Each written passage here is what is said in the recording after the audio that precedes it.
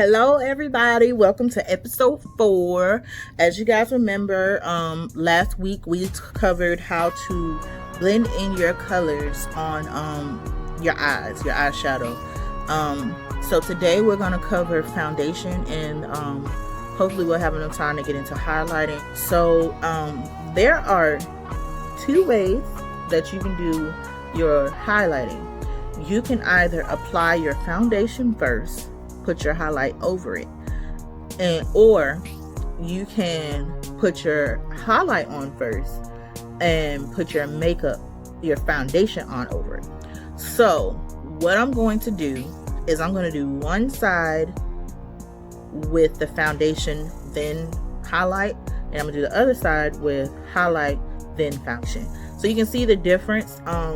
Doing the highlight then foundation tones down that highlight a little bit more, so it's more of a natural glow. Concealer on top generally gives you more of a glam look, or more strong, bold highlight and contour look like you see with celebrities, more so like Kim K is the queen of highlighting and contouring. I mean, she doesn't do it herself, but her makeup is very light here with highlight, and here and here and here, and then you have these snatched jawline. So to explain the purpose of highlighting and contour, if you take your hand and go down your face, the areas your hand and fingers touch are the areas that need to be highlighted. And this is why, because these, if you look at me now, the areas that you see the light naturally bouncing off of my face is here, which is where your hand touches, your nose, your hand touches, your cheeks, your hand touches, your cupid's bow or the top of your lip, and your chin. Those are the main places that you want to put highlight. But you can do more research on your own, because there are different ways for different face shapes. The highlighting brings light to your face, but it also can help to disguise parts of your face that you don't necessarily like or you want to disguise. So for me, because I have extra fat here, what I do is I highlight forehead just a little bit, because I naturally have a large forehead. So if you highlight way up here, then your forehead is gonna shine. So I just do a little bit right here. I do my cheeks, I do my nose sometimes I don't, depending on if I want a more natural glow, and I put highlight here because once I do my contouring to chisel out my cheekbones, to make my cheekbones look more to that Indian heritage we all claim, and I put my contour here to make my forehead line look a little bit smaller. I also put contour here, and by putting that contour there, it puts shadowing here, so your eye is not drawn to this fat under here, or if you have a double chin or whatever, it doesn't draw the light to that, it shadows it. And then by putting the highlighter there, it brings the eye more to your actual cheekbone versus the extra inner fat that you have underneath there. So let's get into that. Like I said, I'm gonna show you the 2 ways. I'm gonna do the highlight under my right eye here, and you don't have to use a lot. And one of the things, especially if you're noticing when you're stenciling out your eyebrow, sometimes with this LA Girl, it's a little bit loose, and it's when you go to blend it out, it just goes everywhere. So one way to kind of help with that is to let it sit for a little bit and get a little bit more dry, and then blend it out. That way you have a little bit more control on where the concealer goes. Another thing that I like to put on if I'm doing the highlight underneath is I put this white one. It's called high definition or HD concealer. So I just put a little tiny bit of that there to help bring that highlight out. And you are still going to blend it out before you add anything else to it. You're gonna blend it out, and you see how all of that eyeshadow that we had on before is getting cleaned up. You can actually, I know I said don't drag your sponge, but drag that and you can get a more clean line. And then once you do that, go back to patting. See how that side just cleaned up? It's not as raccoony as it was before. And this is why I like to put on my eyeliner and my mascara and lashes after I do my foundation and concealer, because it helps clean that up. I don't have to worry about it. So now I like to show you guys this. This is a silicone foundation applicator. I got a pack of 2 of these from Charlotte Russe. I don't know if they still have them. It was on sale. It was like $3. But I have seen them in other places. And I like to use this because it makes me use less product.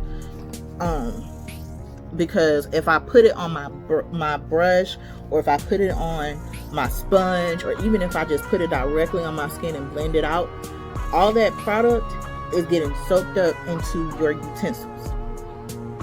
So if you do it this way, it helps get all of that product smeared all over your face without having to use more to compensate for what your utensils are soaking up. So this is all the foundation I need. Every once in a while I'll have to use just a little bit more, but this is pretty much all I need. And I just smooth that out everywhere. You want to make sure you get right up to that hairline too. Make sure you bring that down, blend that down, that foundation down onto your neck, because most foundations have photo reflectors, like I was saying with the HD or photo ready or illuminating primers. Your foundation can have photo reflectors in it too. And if you just put it here, I'm sure you've seen it, when the light hits your face, whether it's natural light or if it's a photo light, you get what's called flashback, and then it looks like you have a mask on your face and everything down here is a whole different color. So that's why you want to make sure if you don't put it on all of your neck, at least blend it down some, so that it's not causing that harsh line when the light hits your face. Then you just go in all over, pat all over with that beauty blender, and you just push that into your skin.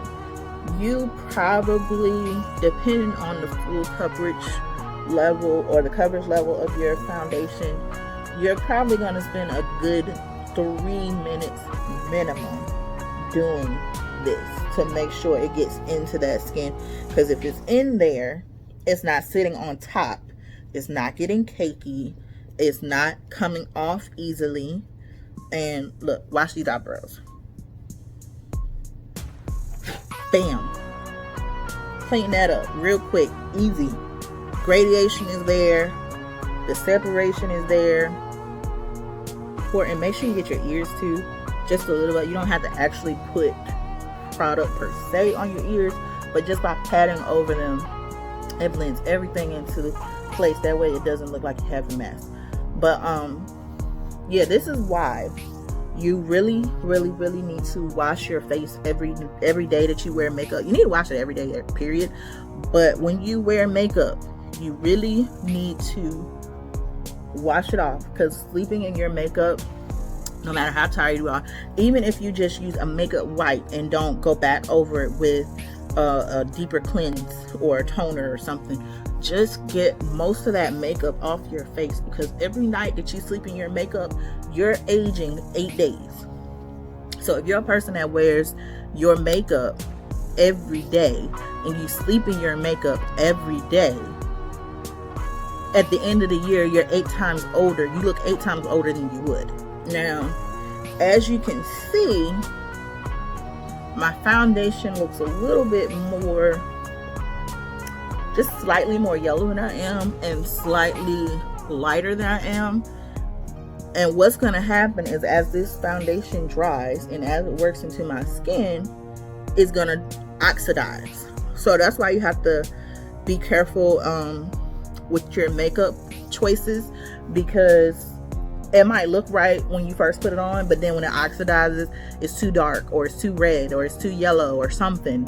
So that's why I like to go to Ulta or Sephora to get my products, because even if I'm getting something like LA Girl, or if I'm getting something like Maybelline, if you go to Walmart, you can't try that stuff on before you leave. But if you go to places like that, they allow you to test it. They allow you to put it on. They allow you to take samples home and before you buy. And then even if you bring it home and you don't like it, those two stores give you at least 30 days to bring it back, to either get your money back or change it out. I've heard that Target also lets you do that. I'm not 100% sure, but that's what I heard. So if you can, try to get your makeup from a place that lets you try it on first, because it's easy to pick something in that prison light that they have in most department stores or most grocery stores, and then when you get home, it doesn't look the same.